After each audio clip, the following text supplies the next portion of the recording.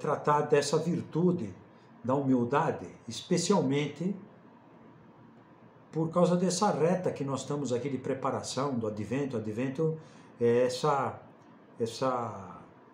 é o momento da vinda do Senhor, que de uma forma mística vem a todos nós através da liturgia, e nós revivemos os momentos dessa passagem para lembrar que Jesus Cristo começa a estar entre nós a partir do Natal e vem realizar a sua missão redentora.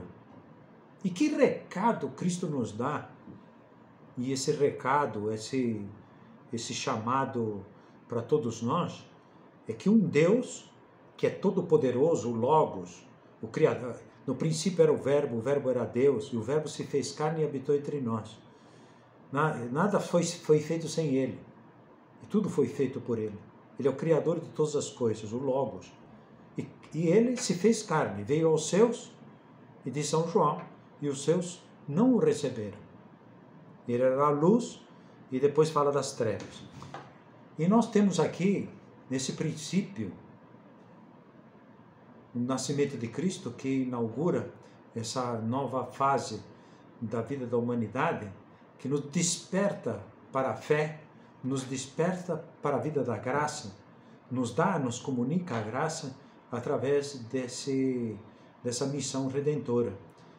E se oferece a Deus Pai. Mas ele, quando está ali, nascido, e quer nascer numa família muito simples, um Deus que é todo-poderoso, Criador de todas as coisas, tudo naquele entorno dos acontecimentos de Belém, da vida familiar, a comunicação do anjo, porque o Senhor olhou a humildade da sua serva. Então temos muito que meditar sobre essa virtude que Cristo quis dar como exemplo. Ele pequeno já é mestre desde aquele nascimento numa gruta lá em Belém. Então todos nós podemos pensar que devemos seguir esses passos, esse caminho de Jesus Cristo, que nos dá um belo exemplo de humildade, de fazer-se pequeno por cada um de nós. E ali, Cristo, quando se faz criança, ele se torna indefeso. É indefeso. É um ser humano, verdadeiro Deus, verdadeiro homem. Ali está a segunda pessoa da Santíssima Trindade, porque em Jesus Cristo não existe uma pessoa humana e uma pessoa divina. Existe a pessoa divina, uma só pessoa, com duas naturezas, uma humana e divina, harmonicamente unidas. E se faz pequeno, quer se fazer como cada um de nós e quer ser amado em uma família como qualquer outra família. Igual em todas as coisas, a cada um de nós, a todos os homens, com uma exceção, com a exceção do pecado. Jesus Cristo nos dá um exemplo rotundo de humildade. Isso deve ficar para nós na memória, no coração, e nós temos que saber atiçar a nossa alma, despertar na nossa oração. Esse tempo de advento não pode passar em brancas nuvens, não? Nós temos que dar uma resposta muito clara, pessoal, grande, profunda, de fazer-se pequeno o quanto nós possamos, combatendo esse pecado que tanto mal faz à humanidade e faz a cada um de nós, que é a soberba. O pecado original é um pecado de soberba, porque a criatura quer ter o Criador longe de si, um afastamento. E os germes, o vírus do pecado de origem, eles se instalaram na vida dos homens, de cada um de nós, e mesmo com a redenção, que é toda poderosa e nos conferiu toda a graça, e através do batismo somos perdoados e somos limpos do pecado original, mesmo assim, essas tendências do orgulho, da soberba, permanecem na nossa alma em termos de inclinação. que São Paulo costuma falar do homem velho que nos puxa para baixo. Então hoje nós vamos falar da virtude da humildade, que é ponto-chave no tempo do advento. Nós não podemos deixar. Leonardo, seja bem-vindo. Nós já começamos. Não digo que não tenhas perdido nada. Estamos começando, mas você vai pegando o bonde e no andar da carruagem as coisas se ajustam. Ponto de caminho número 600. Para quem depois quiser meditar tranquilamente, diz assim, 600, do nosso São José Maria. Começa com uma pergunta. Tu, soberba? Soberba de quê? Realmente, nós podemos dizer que nada em nós justifica a soberba. Nós temos que... Soberba de quê? Se tudo que tens é recebido de São Paulo. Tudo que tens, eu, você... Por mais títulos que eu possa ter, que é isso aí? Baboseira. Por mais qualidades e talentos, nós temos que pensar que isso nos foi emprestado.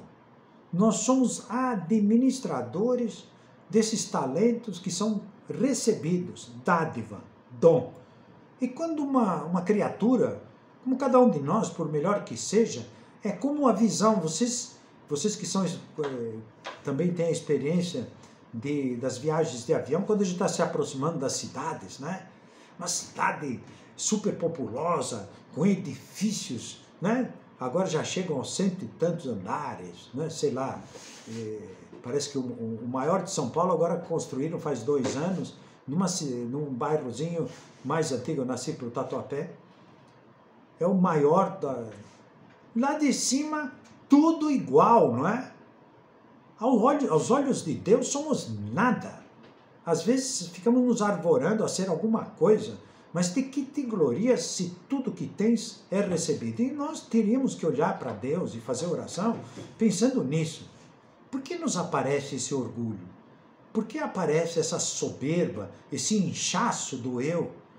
A pessoa considerar-se esse grande, como naquela parábola do sapo que quis enfrentar um touro que foi tomando ar para crescer e tal, inchando o seu bucho, e explode por causa da sua soberba. Não sabe da sua... explode da sua soberba, leva a pensar o ridículo que é o soberbo. O soberbo é ridículo. É bom a gente se... como que é? O cara está se achando. Né? Hoje a gente fala, está se achando. Está achando o quê? Está achando que é o máximo, que é demais. Há várias formas de soberbo. A gente podia enumerar algumas características, tipificar os soberbos. Mas existe uma soberba que é terrível, que a gente podia chamar, assim, grosso modo, uma soberba. Esse inchaço de si próprio, da estima de si próprio, em tal grau que obscurece a existência de Deus. O cara começou a existir no planeta e ele ou ela se colocam no centro do universo. É uma soberba que podíamos dizer metafísica, que a pessoa diz o antes e o depois. E o cara é o ser da verdade, a incorporação do logos, da verdade. E isso é o mais triste de tudo, porque é uma deformação tão grave, porque é um desconhecimento da nulidade, da pequenez, do horror, que é deixar-se governar por uma natureza, primeiro, limitada, segundo, marcada pelo pecado, e terceira, quando está cega, totalmente cega para a sua inutilidade. Quando Cristo fala servos inúteis, depois a gente vai tentar traduzir servos inúteis sumos. Somos, cada um de nós, servos inúteis, nesse sentido, porque é Cristo que quer dar a sua vida a cada um de nós, para que de fato tenhamos essa vida e tenhamos vida eterna e sejamos e participemos da felicidade divina. Então, uma soberba do tipo dessa, praticamente existencial, que a pessoa se acha o centro do universo, em princípio não costuma acontecer de uma forma ostensiva, mas permanece essa raiz que se desdobra em outros tipos, nessa tipificação que a gente poderia fazer da soberba, que se manifesta no orgulho. Diz assim, eu não sou Deus, por enquanto, não sou Deus, mas, puxa vida, como eu tenho me esforçado, não? Para viver todas as virtudes, inclusive essa da humildade, que depois de muita luta, dizia um frade na piada, depois de 30 anos de luta, finalmente consegui adquirir essa virtude da humildade. Então nós podemos encontrar aquela pessoa marcada pelo orgulho, que ele não nega a Deus, ele ou ela não negam a Deus, e pode nos acontecer quando nós não negamos a Deus, mas nós nos achamos realmente uma referência. Faz uma lembrança daquela passagem do Evangelho, daqueles dois cidadãos que vão para o templo, um se sentindo justificado, simplesmente diz, meu Deus, te agradeço por todas as coisas, começou bem, te agradeço por tudo, e por não ser, e aí começa o desastre, e por não ser como esses outros pecadores, publicanos, porque aí ele tira o currículo e mostra. Bom, eu pago o dízimo e vai começando a dizer, tudo isso está muito bom, fantástico, mas tudo que se tem, tudo que temos é emprestado. É Deus que nos dá, os talentos são para ser frutificados e nós dependemos da graça divina. Então o orgulho pode manchar e mancha a vida das pessoas no alto ou lá no baixo. Pode-se estar muito no alto na vida espiritual e uma pessoa se achar realmente o centro do universo.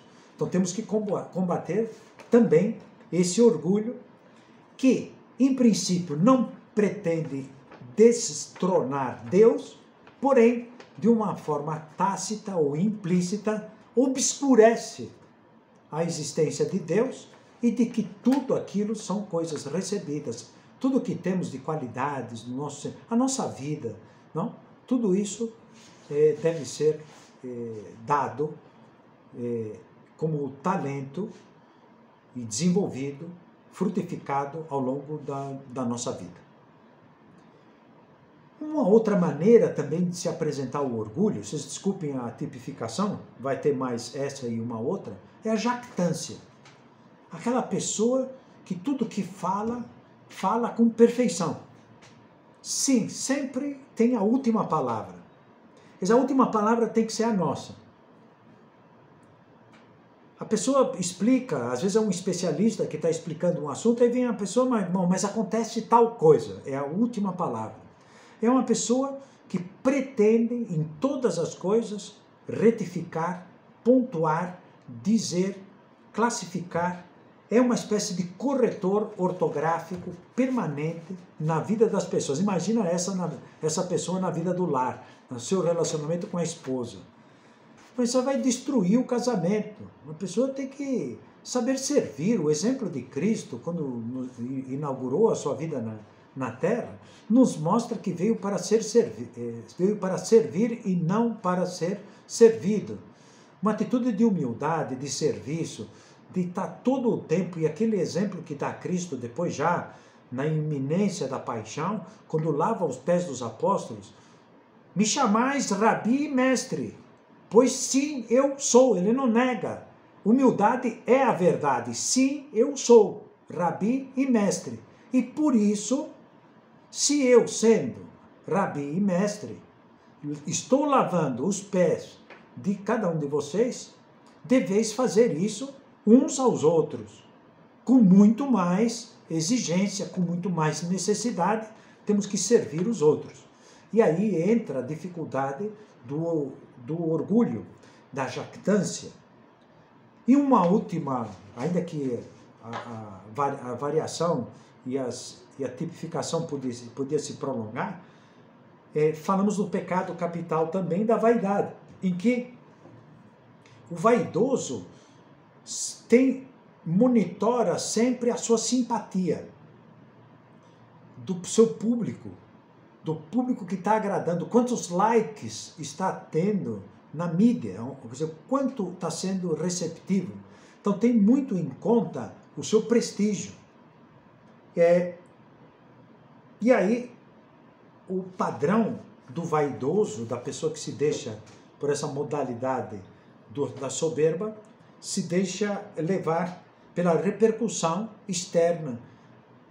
E todo vaidoso encontrará alguém que vai cevar e, percebendo a sua vaidade, vai alimentar essa vaidade para conseguir os resultados que está pretendendo. Bom, a soberba é a raiz de todos os defeitos. Se nós podemos falar dos pecados capitais, a soberba ela se encontra como o pecado que mais destrói a alma e mais impede de seguir um caminho de santidade e impede a ação da graça. Tanto assim que Deus dá, lembrem disso, da Sagrada Escritura, Deus dá a sua graça aos humildes e se fecha aos soberbos. Mas é um ato de Deus, parece que voluntário, de fechamento? Não, é porque o próprio soberbo, ele se fecha, é impermeável à ação de Deus. Então, acontece isso, que o defeito da soberba impede o crescimento, impede o reconhecimento das nossas faltas. E aqui nós já vamos chamar a atenção para a necessidade da virtude da humildade, porque Deus dá a sua graça aos humildes. E Nossa Senhora recebe essa participação tão grande na tarefa de redenção, é corredentora junto com Cristo. Nós vemos aí porque Deus olhou para a humildade da sua serva. Foi a humildade de Nossa Senhora que cativou a Deus e recebe essa missão. O conhecimento próprio é o que nos ajudará a crescer em vida espiritual. Portanto, Jesus no berço, Jesus no presépio, o Jesus agora no tempo de advento, o Natal, deve ser um momento para nós de apertarmos o nosso exame de consciência. Aquilo que nós chamamos de virtude, aquilo que estamos nos justificando que não é o caso, mas será que aí não está a nossa soberba, que nós não queremos reconhecer as nossas faltas? Então esse é um grande momento de apertar o nosso exame de consciência. Se não temos o hábito de fazer um exame diário de consciência, apertá-lo, cuidá-lo, pedir luz ao Espírito Santo, pedir luz a Deus para buscar a raiz dos nossos defeitos e reconhecer que temos pecados. E a soberba está dentro do nosso coração. O conhecimento próprio leva-nos, diz São José Maria, em Caminho 609, diz que leva-nos como que pela mão à humildade. Queremos crescer em humildade?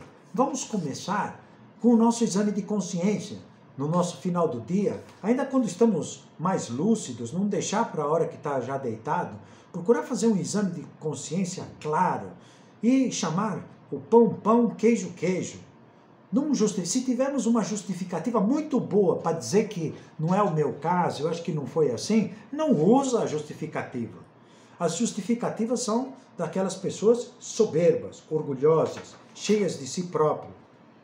Se te conhecesses, alegrar-te-ias com o desprezo e choraria teu coração ante a exaltação e o louvor, diz também São José Maria no Caminho 595. Conhecimento próprio. O primeiro motivo para cada um de nós, para todos os cristãos, para viver a humildade, qual que seria? Nosso modelo é Cristo. Jesus Cristo, que é o Criador, Jesus Cristo, que é Deus, se faz humilde, se faz pequeno, Nós temos aqui a exemplaridade, a força. O próprio Cristo nos deu esse exemplo. Tudo na vida de Cristo é exemplar. E ele mesmo referenda isso. Aprendei de mim, lembram? Que sou manso e humilde de coração. Aprendei de mim. Jesus Cristo, quando está lá diante de Pilatos, não fica se justificando disso que é preciso dizer. Não se defende das acusações, mas mantém uma postura nobre todo o tempo. Então, primeiro motivo para viver a humildade. Cristo é o nosso modelo. Imitai a Cristo, procurá-lo, encontrá-lo e amá-lo. São José Maria nos diz assim: estás pelo menos procurando a Cristo? Temos que pensar nisso. Estamos lendo o Evangelho e procurando o exemplo de Cristo? Vamos pensar, fazemos todos os dias uns minutos da leitura do Novo Testamento? Penetramos na vida de Cristo e procuramos o exemplo para a nossa vida? Cristo foi humilde e se despojou de todo o seu poder, quis despojar-se e sendo o Criador de todas as coisas. E nós temos que reconhecer que somos pouca coisa, não somos nada. São José Maria, algumas vezes, não com uma humildade de fachada, dizia: não posso nada, não valho nada, não posso nada, não tenho nada. Tudo me foi dado por Deus. Isso nos leva a Deu omnis glória, a dar a Deus toda a glória. Vamos pensar um pouco, então, nesse tempo de advento. Deu omnis glória. Não foram os primeiros a receber a notícia, aqueles pastorzinhos? Era gente muito rude. Era gente que, para a pessoa da época, eram iletrados, ficavam afastados da cidade. A quem os anjos vão comunicar? Nasceu aquele que veio trazer a paz e a felicidade para a humanidade. E humilde não é aquele que diz: eu não sou nada, não valho nada, não posso nada, só de fachada. Porque a humildade não tem nada a ver com essa fachada de modéstia social. Porque a humildade, de Santa Teresa, é a verdade.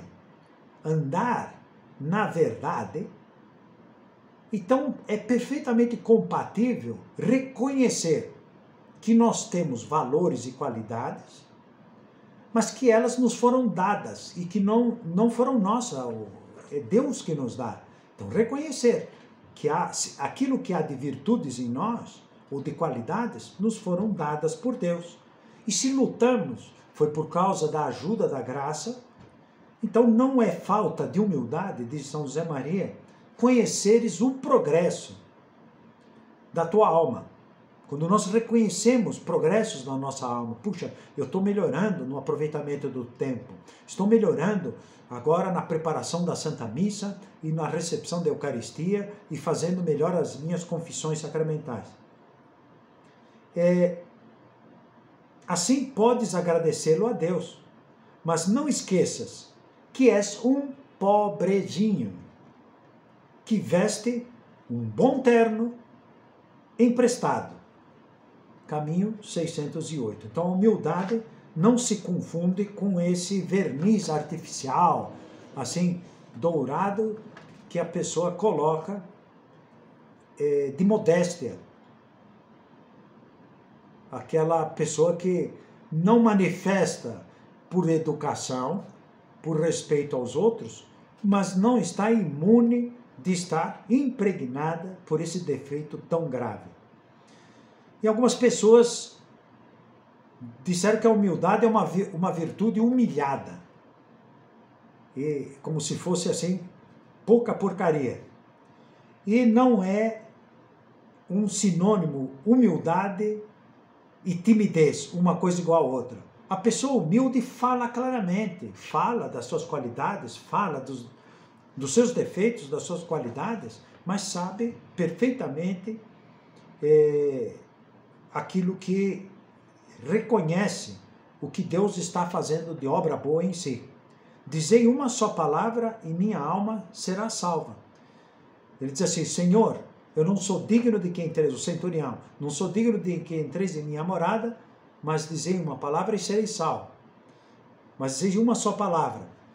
E reconhece humildemente que não é digno, mas pede a Deus que dê essa graça e faça essa obra que é o milagre. Essa firmeza não é soberba e é virtude cardeal da fortaleza. Então, ser humilde não é, portanto, uma pessoa encolhida, apocada, tímida, né? Quer dizer, quase que não tem uma estrutura de caráter que sabe colocar a sua opinião, enfim, o que é preciso dar de testemunho. Então, a pessoa humilde não é o humildezinho, porque se tende a achar que o humilde é aquele que anda com o olhar baixo, não fala claro e tem medo de ser replicado ou criticado. Não. Pode-se ser humilde e enormemente corajoso, com a virtude da fortaleza.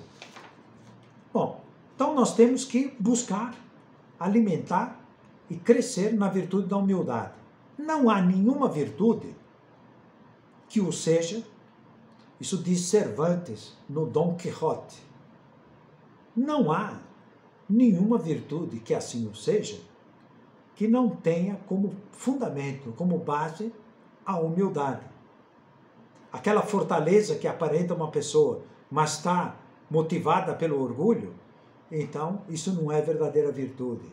Aquela disciplina, a ordem que aquela pessoa tem, que é considerada o líder, o estratégico, o cara capaz, né? Faz todos aqueles gestos dos grandes líderes, mas se falta humildade, isso não é virtude. Tudo está minado pela raiz. E a humildade anda de braços dados, imbricada com a caridade, que é amor a Deus e amor ao próximo. E São Paulo nos diz claramente que se entrego ao martírio, se me coloco no fogo, se não faço isso por amor de Deus, de nada me serve. Então, olha a responsabilidade que nós temos de viver a humildade. Perseguir, lutar por viver a humildade. Algumas dicas que podem ajudar.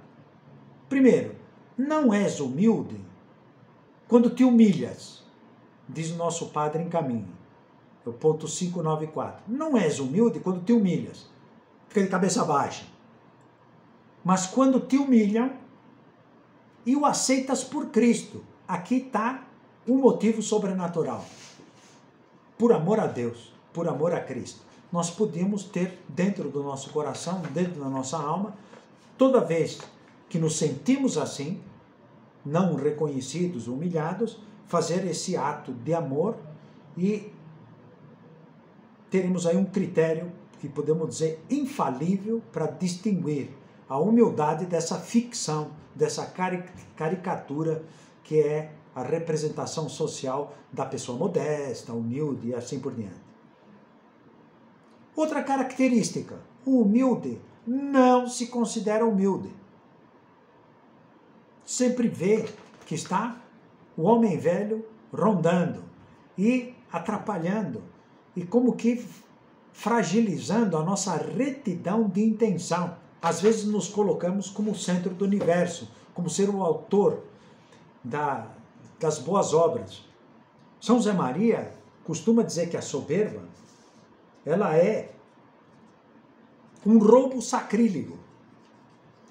Olha lá, a soberba é um roubo, porque aquilo que é de valor que nós temos que atribuir a Deus. E quando roubamos para nós mesmos, tiramos a autoria, consideramos como sendo nossa, própria. E aí está o defeito, né, da soberba. Então o humilde não se considera humilde. O humilde não trabalha para ser visto. Estou trabalhando bem, mas há uma espécie de psicologicamente, o vaidoso, o soberbo, está procurando o público. E faz buscando uma boa imagem. Se verifica a humildade quando nós fazemos o nosso trabalho nas pequenas coisas e o acabamento de cada uma das tarefas, aquela que mais nos custa para colocar a última pedra do edifício que ninguém vai ver, lá que mais custa, ninguém vai ver, fazemos só por amor a Deus. Nesse momento, estamos cuidando de coisas pequenas, cuidando dos detalhes e fazendo como aquela viúva que está entregando as pequenas 2 moedas lá, de pouco valor, que ninguém dá importância, e foi a que deu mais naquele gesto no templo. Outra característica que nós podemos ir atrás: o humilde foge do louvor, não está caçando louvor, reconhecimento, porque não quer alimentar essa vaidade. Em que se torna melhor aquele que pelo homem é tido por maior? Ao exaltá-lo, e é um mentiroso que engana um mentiroso, um vaidoso que engana outro vaidoso, um cego que engana outro cego, um fraco que engana outro fraco. E se chega esse louvor? Se chega a nós lembrarmos de uma recomendação que também São José Maria dava, pois naqueles momentos que surge o louvor, diz: isso é de Deus. E lembra que o teu é dos teus fracassos, das tuas quedas. Então lembra das tuas quedas, dos teus fracassos, das coisas ruins, dos teus pecados, quando vier o momento de louvor. E assim você baixa a bola. Está aí mais um ponto de luta do humilde que foge do louvor. E há uma coisa divina agora. Vamos falar do divino. Aqui é o ponto ápice. A pessoa humilde, vamos ver se vocês conseguem decifrar o que faz a pessoa humilde e que só Deus é capaz de fazer isso plenamente. É perdoar. É bom ter isso. Eu não sei perdoar. Tu não sabe perdoar porque não sabe amar. E ponto final. Acabou. Sem choro e nem vela. Nós temos que ter esse olhar bastante claro. A virtude. Olha, Deus tem tal poder e tal poder da graça que é capaz de que cada um de nós, com a ajuda da graça e com as suas inspirações, nos ensine a perdoar. Está aí o maior milagre que pode acontecer, que um ser humano marcado pelo pecado e soberbo, assim, por causa do pecado original, aprenda a perdoar. Isto é divino. Temos que pensar um pouco. Será que não tem aí uma nuvenzinha de algum relacionamento, de alguma situação, lá na vida do trabalho, de alguma coisa com algum familiar, que ainda nós não aprendemos a perdoar? São José Maria costumava dizer: Deus não precisou me ensinar a perdoar, porque me ensinou a amar. Então, no fundo, mostra que o amor, a caridade, é o óleo, o azeite que vai curando essas doenças, essas feridas dadas por causa desses ressentimentos. O que é o ressentimento? Tu foste magoado e você, vez por outra, ao lembrar dessa situação, sente de novo ressentimento. Uma pessoa que perdoa tem que saber perdoar por completo, cabalmente. Então eu sugiro também, existe uma um pequeno livro do Padre Francisco Fausto, que ele deixou disponível no site dele, do Padre Fausto, que vocês conhecem, que é a Novena do Perdão.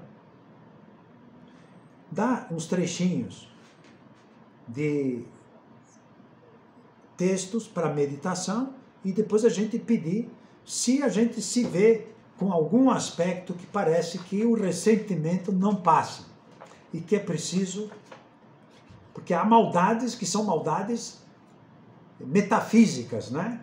Que podem ter feito conosco. E aí, como é que nós temos que saber como perdoar? Pois é, a humildade está supremamente nesse ponto e nós, com a ajuda da graça. E se nós não sabemos perdoar, o mal da humanidade é que as pessoas já não sabem perdoar. E não sabendo perdoar, não existe amálgama de vida, de união entre as pessoas, de fraternidade, de sentido de dar-se bem e as pessoas se comunicarem bem. As coisas viram conflitivas na vida familiar, entre irmãos, entre casais. Nós temos aí graves problemas por não saber perdoar. E esse ponto é chave. Compreensão com as faltas alheias, tá? Mais ou menos na mesma onda desse saber perdoar. Veja, quando nós compreendemos, nós temos que saber ser esse Cristo que ouve, esse Cristo que compreende a falta, esse Cristo que perdoa aqueles que estão fazendo mal a Ele mesmo. Perdoai porque eles não sabem o que fazem. Então aí nós temos uma trajetória muito boa de luta. E já está acabando. Ser compreensivo com as faltas alheias e, sobretudo, humilde é o homem que luta contra essa autossuficiência. Nós achamos que sabemos tudo, que podemos orientar a nossa vida espiritual, que não precisamos de conselho, que a virtude da prudência parece que é só para os velhos, né?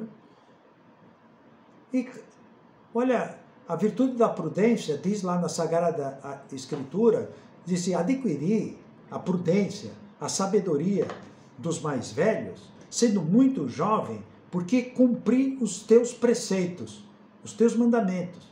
Quando uma pessoa estuda a lei de Deus, aprofunda na doutrina, pede conselho, então nós temos condições de